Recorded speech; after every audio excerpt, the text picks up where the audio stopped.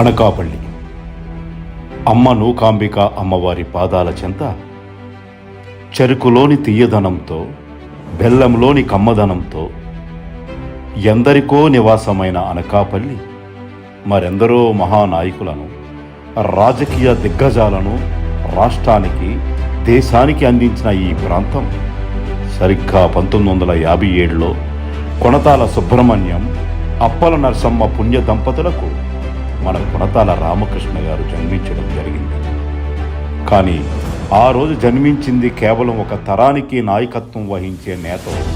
రైతుల పక్షపాతి, ఉత్తరాంధ్ర భగీరథుడు, ఉద్యమ నాయకుడు అని పలు రకాలుగా గర్వంగా పిలుచుకునే ఈ రామకృష్ణయ్య 2025వ సంవత్సరం శ్రీ నూకాంబిక అమ్మవారి కొత్త అమావాస్య జాతర తర్వాత సాక్షాత్తు ఆ అమ్మవారి మానసపుత్రుడు అని కొనియాడుతున్నారు. ఎన్నికలలో మాట ఇచ్చిన ప్రకారం అమ్మవారి జాతరను రాష్ట్ర పండుగగా చేస్తానని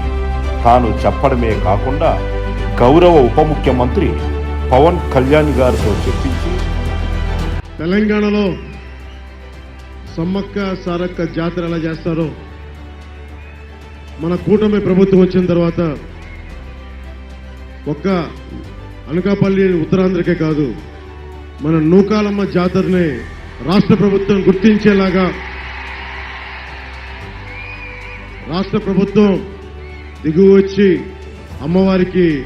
పట్టు వస్త్రాలు పెట్టేలాగా ఆ చర్యలు మొదట రాగానే మనమే తీసుకున్నాం. అది ఎన్నికల తర్వాత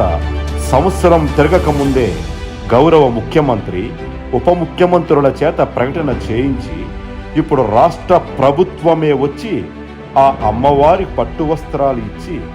జాతరను అత్యంత ఘనంగా నిర్వహించాలని ఏర్పాట్లు చేయడమే కాకుండా ఇప్పుడు ఈ ఎన్టీఆర్ స్టేడియంలో నూకాంబిక అమ్మవారి కొత్త అమావాస్య జాతర కళ్ళు చెదిరిపోయేలా, ప్రేక్షకులు మరియు వీక్షకుల మనసు దోచేలా, కడు రమ్యంగా ఔరా అనిపించేలా జాతర జరిపిస్తూ అమ్మవారే పొలకించిపోయే అంత అద్భుతమైన కళా ప్రదర్శనలతో అనకాపల్లి ప్రాంతాన్ని ఈ నెల రోజుల పాటు నిత్య కళ్యాణం, పచ్చ తోరణం అన్నంత వైభవంగా నిర్వహిస్తున్న మన రామకృష్ణ గారికి సర్వదా